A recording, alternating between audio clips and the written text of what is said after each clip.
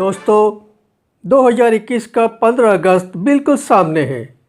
इसे ध्यान में रखते हुए चलिए देखते हैं कैसा रहेगा हमारे देश के लिए अगला साल। 15 अगस्त 1947 का दिन, 15 अगस्त 1947 दुनिया के नक्शे में स्वतंत्र हिंदुस्तान का उदय हुआ। हमारे देश का अपना एक नक्शा बना। और कैसा था उस समय हिंदुस्तान के भाग्य का अवकाशी नक्शा। वृषभ लग्न का उदय था। जन्म स्थान में राहु, धन स्थान में मंगल था। पराक्रम स्थान में सूर्य, चंद्र, बुध, शुक्र और शनि की महायुति का महायोग बना हुआ था। शत्रु स्थान में गुरु था। सार्वजनिक स्थान में केतु था। इस पूरी कुंडली में एक बात यह थी कि कुंडली के 7 वास्तविक ग्रह, 2 छाया ग्रह राहु और केतु की पकड़ में थे और यह पकड़ कुंडली में काल सर्प योग बना रही थी। उसमें भी भाग्य का खेल कुछ ऐसा था कि देश के प्रथम प्रधानमंत्री श्रीमान जवाहरलाल नेहरू की कुंडली में भी काल सर्प योग था और उप प्रधानमंत्री माननीय सरदार वल्लभ भाई पटेल की कुंडली में भी काल सर्प योग था। स्वतंत्रता के महायोग के लिए ना ही यह समय सही था, ना ही यह योग सही था।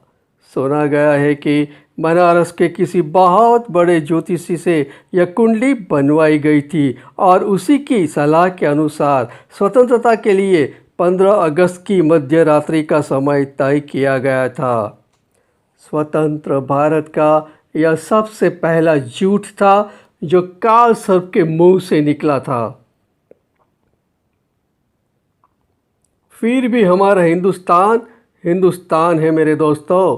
पतझड़ में भी बहारों को संभाले रखना इसने हमेशा जाना है। इस कुंडली में भी उसने अपनी बसंती झलक बनाए रखी है। कुंडली में शनि और गुरु परस्पर की उच्च राशि में है, यानी दोनों के बीच उच्च का परिवर्तन योग बन रहा है। गुरु गुरुता, प्रभुत्व, धर्म और भाग्य का ग्रह है। शनि स्थिरता और न्याय का ग्रह है। इन दोनों ने मिलकर इस देश की अंतर्शक्ति को हमेशा बनाए रखा है। यह देश मुगल बादशाहों के कट्टर मजहबी शासन और अंग्रेजों के अनुयायी जुल्मी शासन के बीच भी अपनी संस्कृति पे आज भी कायम है। दूसरी बड़ी बात, देश की चंद्र कुंडली और सूर्य कुंडली एक ही बनती है। देखिए, इस कुंडली में 5 ग्रहों की महायुति का महायोग हो रहा है। यह एक बहुत ही प्रभावक आध्यात्मिक योग है। यह लिख लीजिए कि हमारा हिंदुस्तान आगे चलकर एक बहुत बड़ी आध्यात्मिक शक्ति बनने वाला है। समझ लो कि इसकी शुरुआत इस साल से होगी। तो चलिए बात करते हैं इस साल की, यानी 2021 की 15 अगस्त की कुंडली की। हिंदुस्तान की कुंडली की तरह ही यह भी वृषभ लग्न की ही कुंडली है। इसके भी लग्न स्थान में राहु और 7वें स्थान में केतु है। इसका सूर्य भी कर्क राशि का ही है। शनि भाग्य स्थान में स्वगृही बनकर भाग्य को स्थिरता दे रहा है। कुंडली का एक बहुत बड़ा परिवर्तन योग देखिए।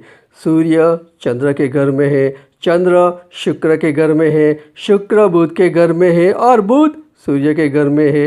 इस तरह सूर्य चंद्र शुक्र बुध सूर्य का महापरिवर्तन योग हो रहा है। साथ ही गुरु मंगल की प्रतियुति गुरु चंद्र का नवम पंचम योग भी शुभ है। यह इस देश को आध्यात्मिक बल देने के साथ ही आर्थिक बल भी दे रहा है। सबसे बड़ी बात यह है कि इस कुंडली में मंगल गुरु से एक छत्र योग बन रहा है।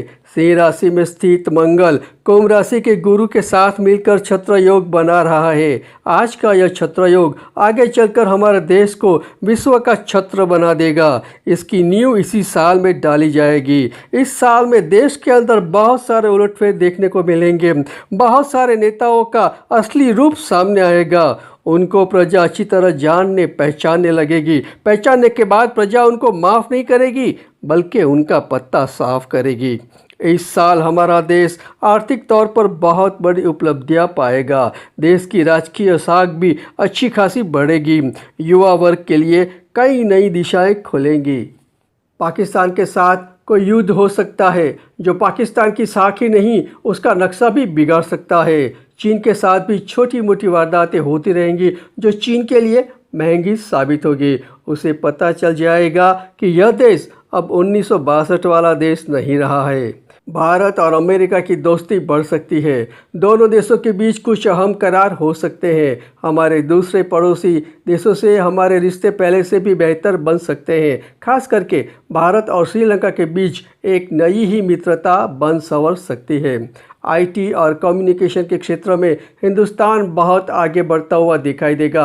हमारे देश में सोलर एनर्जी के उपयोग का इस कदर लाभ लिया जाएगा कि उसका असर पेट्रोल की आमदनी पर जीने वाले देशों पर पड़ता हुआ दिखाई देगा। हिंदुस्तान के शिक्षा क्षेत्र में आमूल परिवर्तन हो सकता है। किसी को इस समय शायद मेरी बात पर विश्वास न आए, लेकिन भारत में हिंदी का महत्व बढ़ता हुआ और अंग्रेजी का बोलबाला घटता हुआ दिखाई दे सकता है।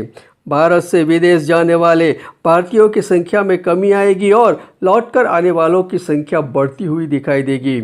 कुल मिलाकर यह देश इस साल एक नई क्रांति का युग शुरू होता हुआ देखने वाला है। उल्लेखनीय यह है कि इस देश के इस समय के प्रधानमंत्री की शपथ विधि की कुंडली में भी छत्रयोग बन रहा है जो 15 अगस्त की कुंडली के छत्रयोग से बहुत ही मेल खाता है। और जो मैं हमेशा कहता आया हूँ वही फिर एक बार दोहराता हूँ, इस देश की राजगद्दी पर इस समय कोई नेता नहीं बल्कि इस देश का एक बेटा विराजमान है। उसकी अपनी एक आध्यात्मिक शक्ति है जो हिंदुस्तान की आध्यात्मिक शक्ति से बहुत मिलती जुलती है। उसने इंडिया को हिंदुस्तान बनाना तय किया है और वह यह लक्षित करके ही रहेगा। यह हिंदुस्तान है और मुझे गौरव है कि मैं हिंदुस्तानी हूँ। जी हाँ, मैं हिंदुस्तानी हूँ, अपने आप में पूरा हिंदुस्तान हूँ। वंदे मातरम।